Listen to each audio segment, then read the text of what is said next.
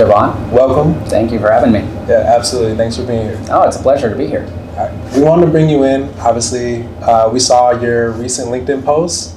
We loved it. It was amazing. And we thought this would just be a great opportunity for you to come in and tell the future ECO members your story and why they should choose us. Awesome, let's do it. Yeah, awesome. Well, let's get right into it and just take our viewers through everything leading up to joining ECO, like the Right. struggles that you dealt with going through trying to find a job during a pandemic. Right.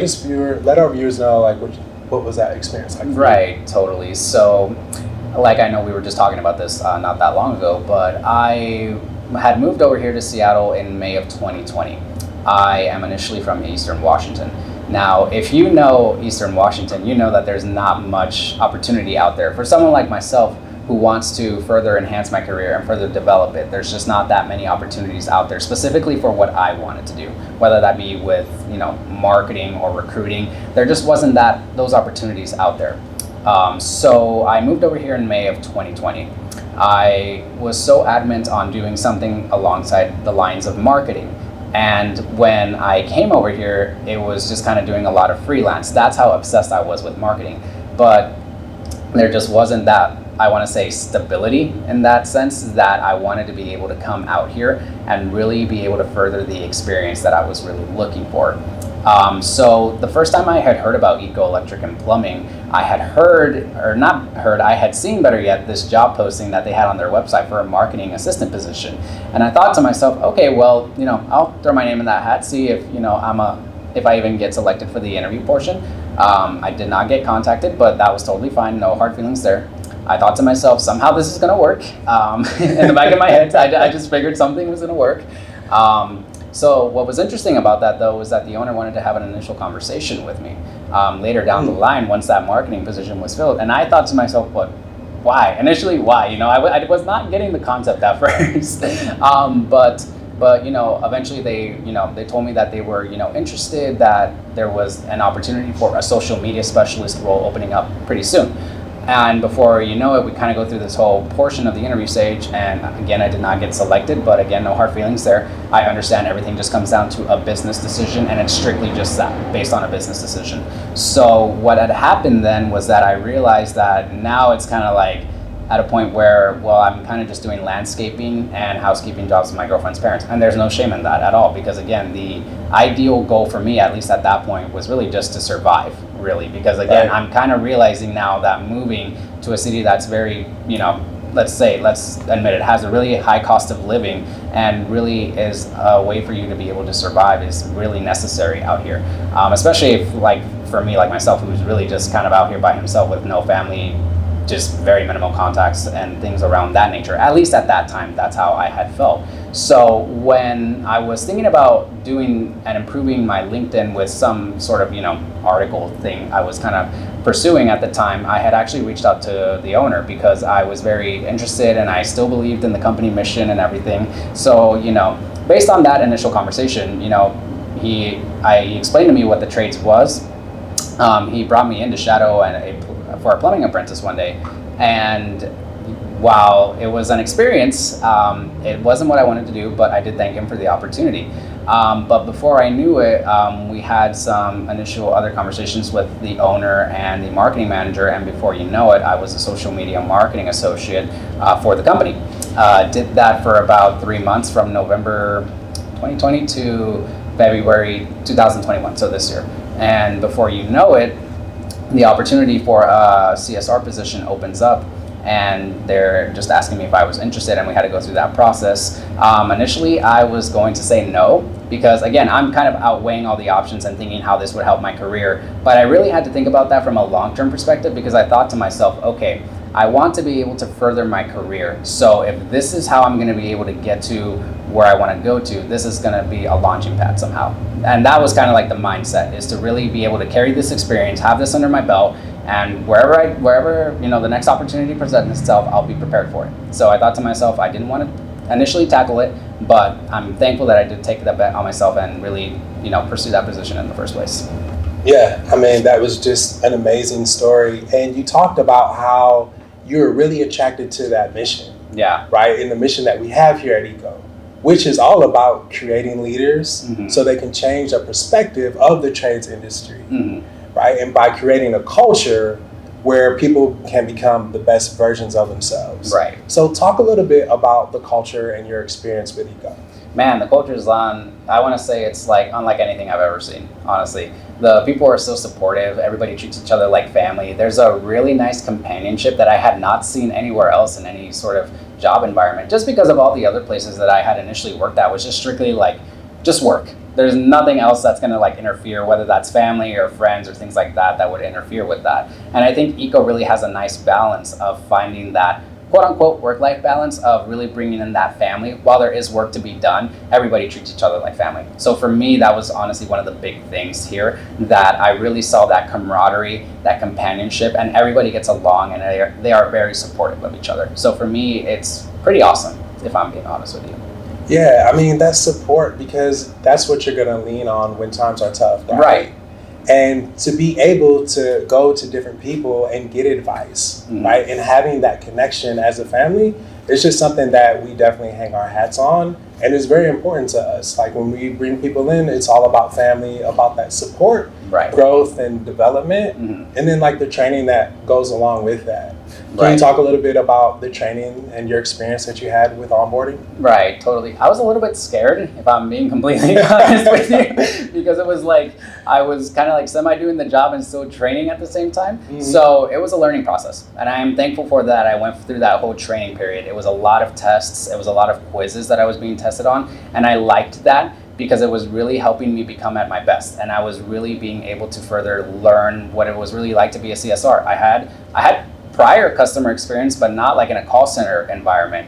And the thing with the call center environment is that it's very high pressured. So you have to be able to adapt to those changes that happen within those environments, and also keep calm in those moments. Because one of the things is that, while it is very stressful and it can be high pressure to that degree, you need to be able to also remain calm and just know that everything is going to be all right and everything will play out as well. But for me, to answer your original question, the training itself was very intense, but I did enjoy it because it really did prepare me for how to handle customers and how to handle not only just customers, also handle a lot of the people that work there as well, because I had not really been able to work with customers in that sense in like a methodological way per se, because I had always just been doing it face to face, but kind of doing it over the phone was a little bit of a different experience for me. But the training itself was intense, but I did enjoy it. Yeah, good to hear you say that. And that's something that is big for us. We're constantly doing training, constantly focused on growing and building up better leaders. And kind of going along with that same message, you talked a little bit about the trades. So tell us how your perspective of the trades changed. Tell us what it was before joining ECO, and then what it was after. This may sound like really silly, but honestly, before I just thought it was just pure plumbing and electricians. Like I was not aware of what really goes on behind the scenes of these companies as well. That was kind of just my initial perception. It was just like, oh, it's just electricians, HVAC people, plumbing people. Like that's really like what I had initially thought about it as well. But I was never seeing things from, it's like the side of the coin. You only see one side, but you're not seeing what's going on the back of it as well. So for me, really kind of seeing like how my perception has now changed to that is that I really respect people who work in the trades. It's very demanding and it is very high pressured as well. It's not easy to be able to be a plumber, to be an electrician as well. But I really do have a lot of respect for those people. And because again, we are creating leaders. And like you said, that's the mission that ECO wants, is that it wants to be able to create leaders for tomorrow. Because you never know, one day one person might leave and you have to be able to say to yourself, okay, I want to step up to the plate, and I also want to be able to learn more and to further grow my career. So for me, really, I have a lot of respect for people who work in the trades because they are leaders and they want to self-improve. Yep. Yeah, I mean, you touched on so many key things there. You talked about respect, you talked about value, you talked about improvement. And when people think of the trades, it's usually these negative connotations that they bring to it. Exactly. And that's exactly the opposite of what we are, right? We want people from outside of the industry, like yourself, and changing the perspective and the landscape, because we are focused on technology, growing leaders and things like that. And with the training that we have going on, I mean, where can you go and have no experience and have all the tools at your disposal to be able to grow into the best version of yourself. Exactly. There's not a lot of companies out there that are willing to do that. Mhm. But not only that, if you look at the companies that were around and still doing business during the pandemic, it's the trade industry. Yeah, it's the trade industry. Right? Yeah. Us being out there because we are essential, despite what's going on in the world, Mhm. like it's important that we have the trades. Exactly. Because there's always work to be done. Exactly. Right. Could not agree more. Yeah, absolutely. Kind of going forward a little bit, I want to touch on this LinkedIn post a little bit more because you do have like a heartfelt message in here, and I don't want to mess it up, so I am going to read it out. You said in here, lastly, I'd like to thank Corey Hesseltine for giving me this chance to farther develop my skill set and career and believing in me when many others never saw my potential. Mhm. Can you touch on that? Yeah, absolutely. That's when I believe I had accepted that social media marketing associate position. I thought I literally felt like I was like, wow, like, okay, they're gonna give me a shot. And I felt like for myself at least, I wanted to be able to be the best that I possibly can. And again, I did not have that much of a skill set. That was the reason I said I wanted to be able to further enhance and be able to produce my career to a limit that I wanted to be able to gain that experience and really be able to flourish that as well. And for me, that was really what I'm touching on. And I know Corey really believes in me because, excuse me, I know that Corey believes in me because there was just something that I guess he saw that was interesting in me. So I can't thank him enough for that as well. But that's really the message behind that. And if you look on my recent LinkedIn post, there's actually like a follow-up to that. Oh, there is? Yeah, there's actually a follow-up. Oh, Yeah, okay. there's actually a follow-up to that for further enhancing my career. And on this LinkedIn post, it's contributing to my career skill sets and further developments. Man, that's awesome. What would you tell our viewers out there, right, who are not part of the trades, but you took a chance, we took a chance on you? What advice would you give somebody? Mm-hmm. If you're interested in the trades, don't hesitate to really learn about it. There is a knowledge of trade. Oh my God, excuse me. There is a knowledge of trade material out there that one can look. Again, it's kind of like I'm saying, we're seeing like the tip of the iceberg when you see electricians in their vans, but you're not seeing like what's underneath the iceberg. There is so many moving parts and there's so many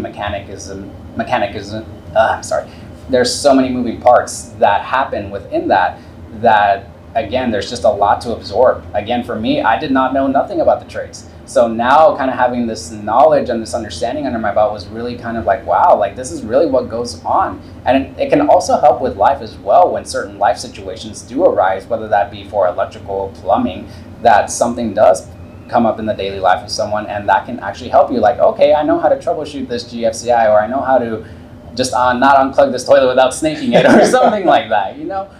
Again, I'm kind of just being, basic in this sense, but I think that if you really want to learn more about the trades, I would definitely say take a chance on it. You will be surprised how much you will learn in the outcome of it. Right. What would you say to somebody who doesn't have any experience in the trades and maybe doesn't know that they even want to get into it? Right. I would definitely say just, do the research.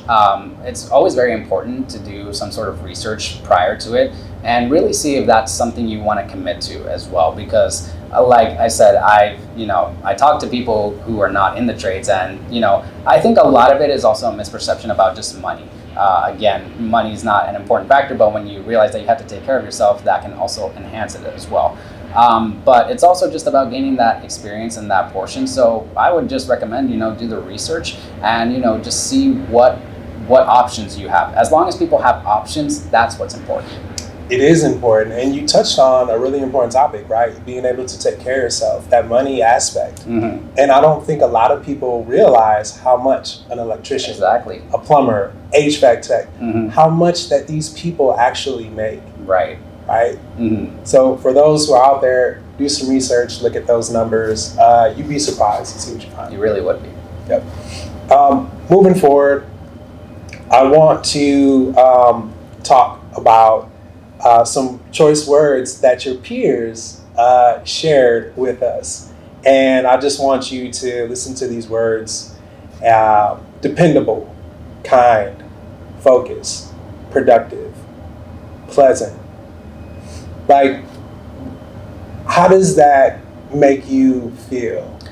For me, it makes me feel like I'm doing something right because, like I said, a lot of those kind of encompass, I want to say, like what I call the blue collar spirit within myself, to know that I'm getting the job done, but also being able to be reliable, to be able to be efficient in that manner. And for my peers, just for really to be able to make those comments about that, like honestly, that's just amazing for me to hear. So like for me, it's not like a self-portrayal kind of like pedestal type of thing, but for me, it's really just, it's honoring for me to, it's an honor to hear those words, honestly.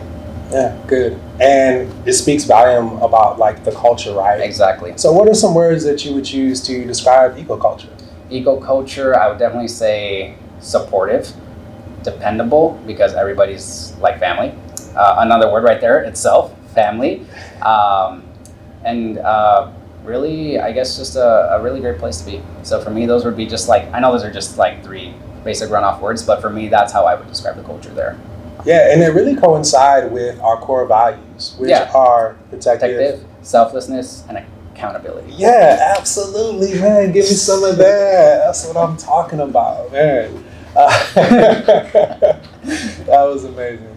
I'm glad that you still know those because that speaks volumes of what we're doing, right? And what we're all about, which is everybody marching to the same drum. We're all in the same boat with the oars going the same way in rhythm and focus. And everybody knows those core values. Everybody knows the mission, and that's what really creates a healthy culture. Exactly.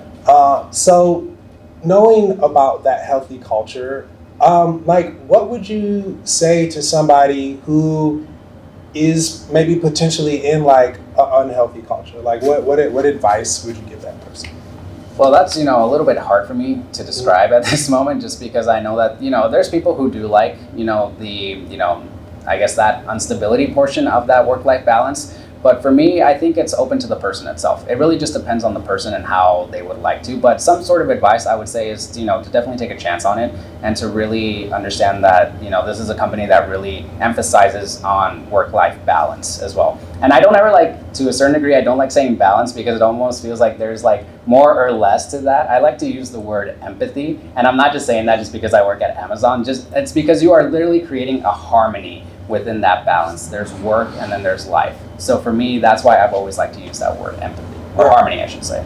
Yeah, I mean, harmony and empathy. Empathy is part of like our core value too. It's important. I mean, it starts with being able to listen, right? Because if you're listening to somebody, you can truly become empathetic. It's actually part of the steps that we have within like our service system and our install system and things that you experience over the phone, right? Right. How many times did you have to be empathetic when you were taking calls or making outgoing calls? Right. There's probably too many to remember at this point.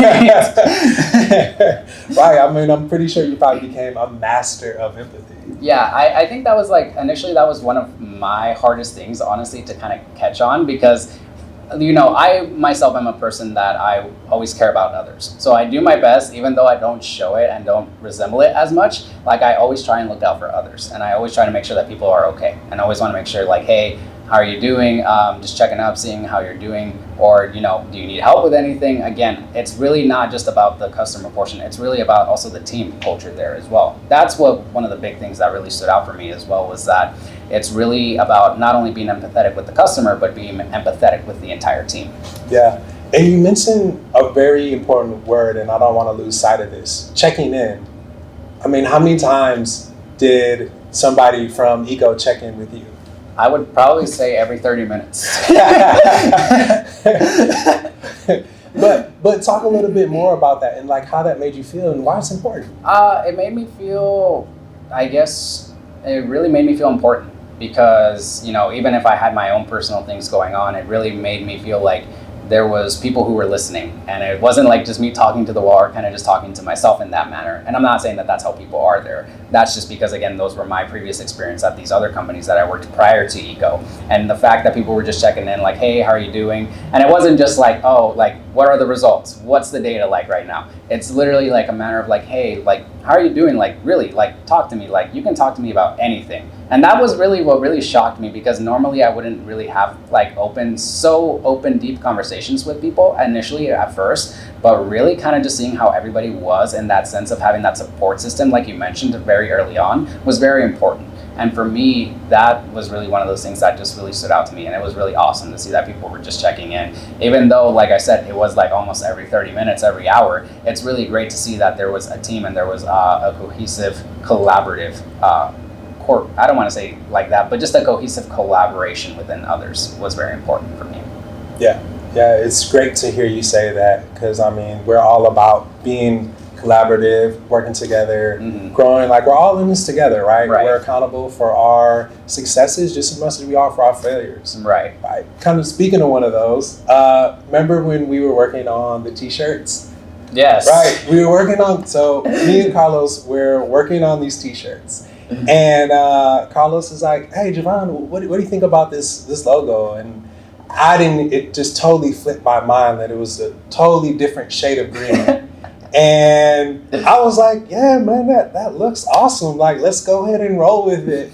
And so we print out all of these shirts with these patches, and they come in, and we realize, oh crap, it's the wrong green. Yeah, wrong shade, exactly.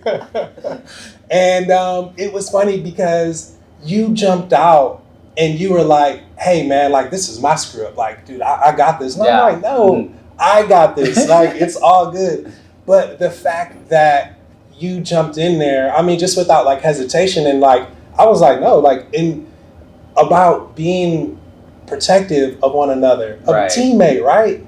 Almost protecting them, like, you know, from themselves. Like, hey, like, it's cool, man. I got you, man. I'll take the brunt of the bad news, like, on this. Right. And talk a little bit about like the protective and working in that like team environment. Right. Yeah, the protectiveness is, again, one of the things that really stood out to me.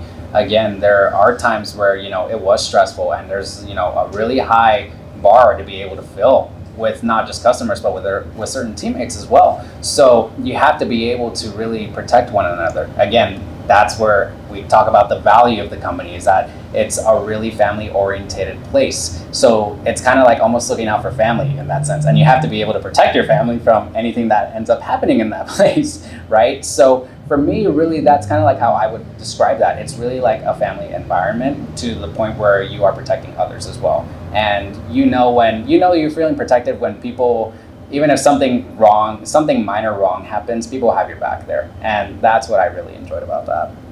Yeah, I mean, it's that protectiveness, I mean, of the culture, exactly, right? Which is a family, the name, the brand, the perception, right? You know, when we're out doing our thing, showing like a great, amazing customer experience, we want to protect that. Right, totally. And making sure that we give like a 5-star experience. Right. And not only to our customers, but to the employees as well. Right. And really creating that win-win-win, right? For the company, for the customer, and for our employees, which is so important. And I just really appreciate you coming out here today. Oh yeah, thanks for having me. Yeah, it's been an amazing conversation, and I can't wait to catch up with you in the future. Yeah, I totally can't wait to catch up with you either. We should definitely do this. Are there any last words that you would like to share with our viewers? Yeah, totally. If you are interested in applying or connecting with myself or anybody here on the team, don't hesitate to reach out. I promise we don't bite. We are a very family-oriented company, and really, as long as you continue to push and continue to overcome, you will be able to persevere in that sense. And for anybody else who is struggling out there and who is in a really bad situation like I wouldn't necessarily say bad situation, but who was in a really mire situation, just always believe in yourself and never give in. My hope with this is that I hope that my own story would be able to influence or inspire you to be able to go out and pursue your own dreams. So for me, that's more than enough. Man, that's amazing. Thank you, Carlos. Thank you, Javon. So I'm going to jump in real quick and talk on this for a second. I am really proud of this team for stepping up to the challenge and kind of sharing their story with why, what makes us special at ECO. This has been a long time coming, and so it's kind of cool to jump in here. Carlos was a little modest. I would say that he was very tenacious, and he fought pretty hard to get into this role. He was doing a lot of stuff in the background. He was posting on social media. He was doing freelance work. He was doing things that I didn't see a lot of other people doing. He was showing initiative while he was getting rejected at the same time, right? He still kept being self-accountable. He kept putting in the work. He kept doing the little things to improve himself. So he was writing articles. He was going out and interviewing people, all in the hope of catching on with another company that would appreciate that would bring him into the fold and give him that opportunity. So I saw a young man that was fighting hard in life, that was trying to make a difference for himself and his future. So I think that's why we tagged into that, and I think that's why ultimately we kept bringing him back in for more interviews, right? Because we recognized that he's a fighter. We recognized that he was trying to improve himself, and we recognized that he moved into the city from an outside environment and was trying to make a difference for himself. And I would say that that's what we've always tried to embody within our company, is that philosophy, is that we all face adversity, we all make mistakes, but it's how we respond to that adversity that will ultimately define who we are. And I know that as a young man myself, I faced a lot of adversity. So we've always tried to have an open platform that will welcome people, that will bring them in and allow them to be the best versions of themselves, right? And if they make a mistake, we don't rub their face in it. We don't beat them up. We help pick them up. We help rally around them, and we help raise them up, right? And we try to make them a better version of themselves and help them improve. So that way, when they do go out in society, they can represent themselves well. They can represent our company well. And that's something I am incredibly proud of. I think that if you look at our team right now, we have a cast of characters that are highly educated, that are hardworking, that are gritty, that embody our core values to a T. And I'm proud of that. I'm really proud of that. And the thing that I can talk on is that we've always tried to be a platform that allows people to come in from the outside, contribute, and help grow our company, right? And that's what we're trying to capture right now with this interview and moving forward, is we're trying to recognize that the trades are an integral part of our society and make sure that we're championing that, making sure that we're holding our heads high, that we're carrying that message strong, and that it's no longer kind of looked down upon, that it's back to being like a foundational piece of our society. There's a marketing department that goes in this, there's a call center, there's leadership training, there's management training, there's technicians that are out in the field that are growing, there's an apprenticeship program, and that apprenticeship program is a 2 to 4 year program where you can come in and know that every 6 months you're going to get a raise as long as you're putting in the work. You're going to get support. You're going to get education along with that, and you're going to get encouragement, and you're going to get pushed a little bit, and that's a good thing. I think that in life we all need that recognition, we all need that support, and we all need that push sometimes, right? And people calling us out on it. But it's not in an unhealthy context. I came through the trades, and a lot of times, unfortunately, the trades, I would say that there's some of it was based on insecurities, right? And people being kind of rough and not sure how to be vulnerable, right? The soft skill side of that. And so we're trying to balance the two and make sure that we champion that message. So I've been blessed with people like Javon. I've been blessed with people like Carlos. I've been blessed with Scott. I mean, it goes all through our company. Susie, Edwin, I mean, I can't count how many people have come into our company, settled in, and helped us build.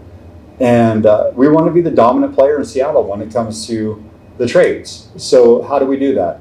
we recruit from outside and we bring people in and we help them learn the trades. We help them learn their craft, whether it be marketing, whether it be social media, because every one of those components feeds into this, right?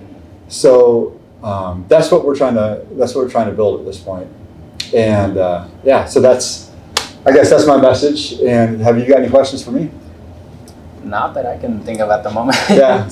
I mean, do you feel like that resonated with you with your experience at ECO? Yeah, totally. 100%. Like you said, there's so many factors that go into the company that a lot of people don't really see from the outside. So the fact that ECO has not only just like, I want to say like a mini big company, but there's a lot of different moving parts. That's one of the things I touched on in my interview with Javon right now, was that there's, like you just mentioned, there's a marketing department, there's also a call center, there's also a management program, all the things that you had mentioned that people are not aware of as well. And I feel like to a certain degree, people need to take advantage of those opportunities as well, because you never know where the next opportunity will take you. Right. So it's like you said, it's a platform for someone like myself who can use that as a stepping stone to further their career. And like I said, it's open to personal interpretation, but for me, that's how I've always seen ECO. It's a platform where there's unlimited growth potential. Awesome. So my job as the owner is to provide a safe platform for people to come in and be the best versions of themselves. And so I appreciate that. I appreciate you being tenacious and fighting and joining us in our journey. And I'm proud that you're moving on and that you get to step into a job that you've wanted to do. Right. So thank you for contributing to our company. Oh yeah, thank you for giving me the opportunity in the first place. Yeah, absolutely. You were awesome, man. Yeah. So cool.